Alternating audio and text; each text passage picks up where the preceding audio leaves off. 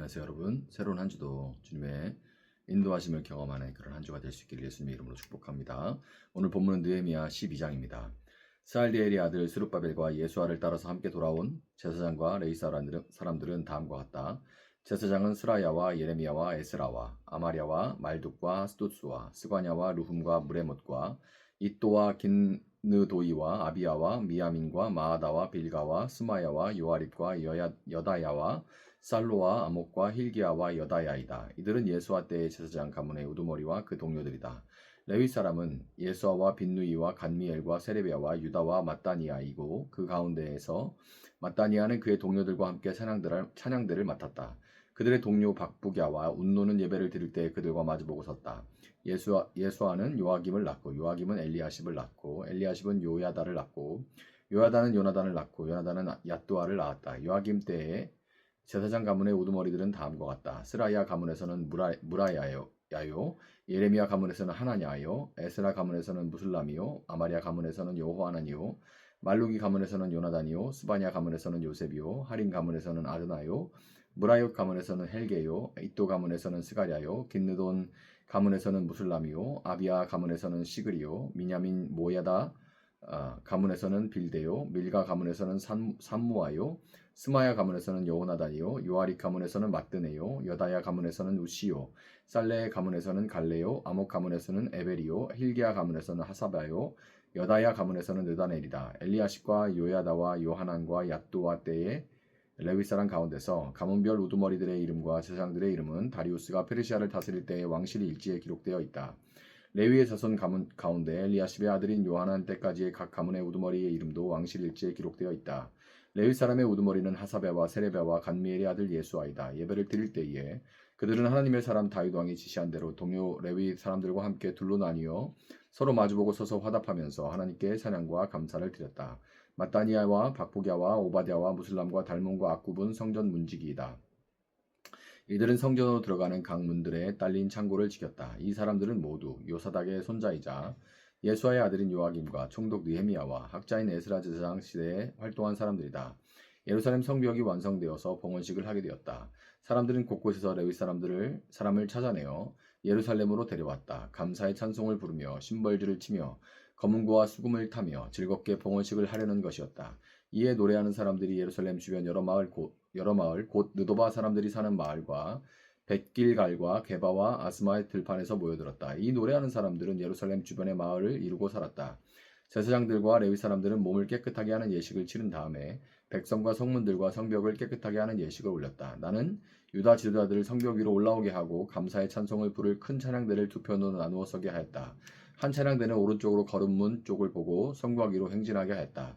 호세아가 이끄는 유다 지도자의 절반이 그 뒤를 따르고 또 아사랴와 에스라와 무슬람과 유다와 베냐민과 스마야와 예레미야가 따랐다. 그 뒤로 일부 제사장들이 나팔을 들고 따르고 그 다음에 스가랴가 따랐다. 그의 아버지는 요나단이요, 그 윗대는 스마야요, 그 윗대는 마따니아요, 그 윗대는 마가야요, 그 윗대는 삭구리요, 그 윗대는 아삽이다. 그 뒤로는 스가랴의 형제인 스마야와 아사렐과 밀랄레와 길랄레와 마에와 느다넬과 유다와 하나니가 하나님의 사람 다윗이 만든 악기를 들고 따랐다. 서기관 에스라가 그 행렬을 이끌었다. 그들은 샘뭉에서 곧 다윗성 계단 위로 올라가서 성곽을 타고 계속 행진하여 다윗궁을 지나 동쪽 수문에 이르렀다. 다른 한 찬양대는 반대쪽으로 행진하게 했다. 나는 백성의 절반과 그 뒤를 따라서 성벽 위로 올라갔다. 이 행렬은 풀무망대를 지나서 넓은 벽에 이르렀다가 에브라임 문 위를 지나 옛문과 물고기 문과 하나님의 망대와 한메아 망대를 지나서 양문에까지 이르러 성전으로 들어가는 문에서 멈추었다. 감사의 찬송을 부르는 두 찬양대는 하나님의 성전에 들어가 멈추어 섰다. 나 역시 백성의 지도자 절반과 함께 하나님의 성전에 들어가 섰다. 제사장 엘리야김과 마아세야와 미냐민과 미가야와 엘리오에네와 스가랴와 하나냐는 다 나팔을 들고 있고 마아세야와 스마야와 엘라살과 우시와 여호하난과 말기야와 엘람과 에셀이 함께 서 있었으며 노래하는 이들은 예스라 히야의 지휘에 따라서 노래를 불렀다. 그날 사람들은 많은 제물로 제사를 드리면서 기뻐하였다. 하나님이 그들을 그렇게 기쁘게 하셨으므로 여자들과 아이들까지도 함께 기뻐하니 예루살렘에 기뻐하는 소리가 멀리까지 울려 퍼졌다. 그날 사람들은 헛난물과 처음 거둔 소산과 11조 등을 보관하는 창고를 맡을 관리인을 세웠다. 유다 사람들은 직무를 수행하는 제사장들과 레위 사람들이 고마워서 관리인들을 세우고 율법에 정한 대로 제사장과 레위 사람에게 돌아갈 몫을 성에 딸린 밭에서 거두어 들여서 각 창고에 보관하는 일을 맡겼다. 제사장들과 레위 사람들은 하나님을 섬기는 일과 정결 예식을 베푸는 일을 맡았다. 노래하는 사람들과 성전 문지기들도 다윗과 그의 아들 솔로몬이 지시한 대로 맡은 일을 하였다. 옛적 다윗과 아삽 때에도 합창 지휘자들이 있어서 노래를 불러 하나님께 찬양과 감사를 드렸다. 스룹바벨과 느헤미야 때에도 온 이스라엘이 노래하는 이들과 성전 문지기들에게 날마다 쓸 몫을 주었다. 백성은 레위 사람들에게 돌아갈 거룩한 몫을 떼어 놓았고 레위 사람들은 다시 거기에서 아론의 자손에게 돌아갈 몫을 구별하여 놓았다. 아멘. 자, 본문이 굉장히 길고 또 족보로 난해한 이름들, 발음하기 어려운 이름들이 많이 나와서 제 말씀은 좀 짧게 전하도록 하겠습니다. 오늘 본문의 족보는 제사장들과 레위인들의 명단인데요. 포로 귀환 첫 번째와 두 번째로 본토에 돌아온 제사장들과 레위인들이 모두 기록이 되어 있습니다. 이것은 이 제사장들과 레위인들의 명단이 기록된 것은 먼저 포로 귀환 첫 번째와 두 번째, 그리고 그 이후에도 제사장들과 레위인들의 사명은 변함이 없다는 것과 그리고 끊임없이 계속해서 이어져 가야 한다는 것을 이 명단을 통해서 지금 강조를 하고 있는 거예요. 한편 제사장들과 레위인들의 족보는 이 느헤미야 6장 마지막 부분에서 성벽이 완공된 이후에 봉헌식과 대성회를 열었던 것에 계속해서 지금 이어지고 있는 것입니다. 그래서 이것은 성벽과 성문의 재건으로 회복된 이 성전의 기능이 유지되고 지속되기 위해서는 제사장들과 레위인들의 사역이 중요하다는 것을 보여주는 동시에 이스라엘은 단순히 그냥 민족 공동체로 그치는 것이 아니라 그 민족은 반드시 성전을 중심으로 하는 신앙 공동체로 존재해야 한다라는 것을 분명히 하고 있는 겁니다. 성벽이 이렇게 봉헌이 되고 제사장들과 레위인들을 통해서 백성들에게 하나님의 말씀이 가르쳐지고 하나님 앞에 예배가 드려질 때 본문 43절은 이렇게 말하고 있죠. 그날 사람들은 많은 제물로 제사를 드리면서 기뻐하였다. 하나님이 그들을 그렇게 기쁘게 하셨으므로 여자들과 아이들까지도 함께 기뻐하니 예루살렘에서 기뻐하는 소리가 멀리까지 울려 퍼졌다. 아멘. 자, 이스라엘 백성들이 함께 모여서 하나님을 찬양하는 이 모습은 구속받은 이 공동체의 이상적인 모습을 보여주는 겁니다. 그들은 하나님께서 자신들에게 베풀어 주신 이 은혜와 자비를 찬양하면서 그 구원받은 기쁨을 온 공동체가 함께 나누고 있었습니다. 그런데 이 기쁨은 마치 느헤미야의 성벽이 재건되었다 할지라도 그 물리적인 성벽이 영원히 안전을 보장하지는 못하는 것처럼 이 기쁨 역시 영원히 지속될 수는 없었습니다. 그렇기 때문에 우리는 이 잔치의 이 기쁨의 장면이 미리 보여주고 있는 그날, 이 그들이 예배를 드리면서 기뻐하는 이 모습이 미리 보여주고 있는 그날, 계시록 7장 9절부터 10절에 기록된 장차 하나님의 백성들이 하늘에서 함께 모여 하나님을 찬양할 그 날을 우리는 바라보게 되는 거예요. 자, 요한계시록 7장 9절부터 10절에 이렇게 기록되어 있습니다. 그 뒤에 내가 보니 아무도 그 수를 셀 수 없을 만큼 큰 무리가 있었습니다. 그들은 모든 민족과 종족과 백성과 언어에서 나온 사람들인데 흰 두루마리를 입고 종려나무 가지를 손에 들고 보좌 앞과 어린 양 앞에 서 있었습니다. 그들은 큰 소리로 구원은 보좌에 앉아 계신 우리 하나님과 어린 양의 것입니다 하고 외쳤습니다. 아멘. 제사장들과 레위인들은 성벽 봉헌시에서 주도적인 역할을 했죠. 그들은 찬양과 감사로 하나님께 나아가며 백성들을 대신해서 하나님께 봉헌 예배를 드렸지만 그럼에도 포로 귀한 공동체가 지은 제2차 성전 역시 장차 오실 영광스럽고 온전한 성전 되시는 예수 그리스도와 그분의 사역을 미리 보여주는 상징하는 그림자일 뿐입니다. 느헤미야서의 저자가 족보를 기록하고 있는 이런 모습을 보면 역사적인 관점과 조망을 굉장히 단순화, 시켜버리는 방법을 사용한다는 것을 우리가 볼 수가 있는데요. 이런 방식을 통해서 느헤미야서의 저자는 역사적 연속성의 이 복잡 다단한 이런 모습들을 제사, 곧 예배의 완전한 회복이라는 목표를 향해 나아가는 질서 정연한 균형 잡히고 질서 잡힌 그런 어떤 과정으로 제시하고 있다는 것을 우리가 알 수가 있어요. 자, 이렇게 나가야 된다는 걸 보여주고 있는 거죠. 성전 대신 예수님이 오신 후에 그분을 믿고 그분 안에 있는 모든 사람들은 제사장이요 레위인으로서 부름을 받았습니다. 족보 속에 명단들이 다소 복잡해 보여도 그 안에 자기 백성들을 향한 하나님의 주권적인 그 부르심과 목적들이 분명하게 실행되고 있다는 것을 우리가 볼 수 있었던 것처럼 오늘 하나님은 여전히 제사장이요 레위인으로 부르신 우리를 통해 예배가 회복되기를 원하시고 예배자들에게 기쁨을 나누시기를 기쁨을 부어 주시기를 원하고 계십니다. 비록 하나님이 내려주신 하나님이 풍성한 복을 내려주신 땅을 빼앗기고 포로가 된 것과 같은 그런 상황 속에 있지만 하나님은 여전히 우리 가운데 예배의 기쁨을 부어 주시기를 원하신다는 것을 믿으시고 요한계시록에 묘사된 영원한 그 온전히 회복된 예배의 모습을 우리도 바라보고 소망하며 이 새날을 또한 예배로 열어가며 하나님을 중심으로 살아갈 수 있는 여러분들의 한 주, 또 하루가 될 수 있기를 예수님의 이름으로 축복합니다. 잠시 기도하겠습니다. 사랑하시는 주님 감사합니다. 또 새로운 한 주를 주의 말씀을 붙들고 시작합니다. 이번 한 주, 지난 한 주와 크게 다를 것이 없을 수도 있고 또 그 다음에 오는 한 주와도 크게 다를 것이 없을 수 있지만 그러나 주님 세상에서 살아가는 우리가 그러나 여전히 하나님의 말씀 안에 있기에 또 주님 안에서 주께서 예비하신 새로운 일들을 우리는 맞이하고 바라보며 소망하고 나아갈 수 있음을 고백합니다. 이번 한 주도 주님 안에서 은혜와 기쁨과 감사가 넘치게 하시고 새로운 온전히 새롭고 회복된 한 주가 되어질 수 있도록 주님 도와주시기를 원합니다. 우리가 하나님을 예배하는 삶을 삶으로 또한 하나님께서 예비하신 하나님의 백성들도 같이 회복될 수 있는 그 길로 나아갈 수 있도록 주님 도와주시고 이 땅의 예배가 비록 온전치 못하다 할지라도 온전한 예배를 바라보고 소망하며 오늘 하나님을 중심으로 살아갈 수 있는 저희들 되어줄 수 있도록 주님 붙들어 주시길 원합니다.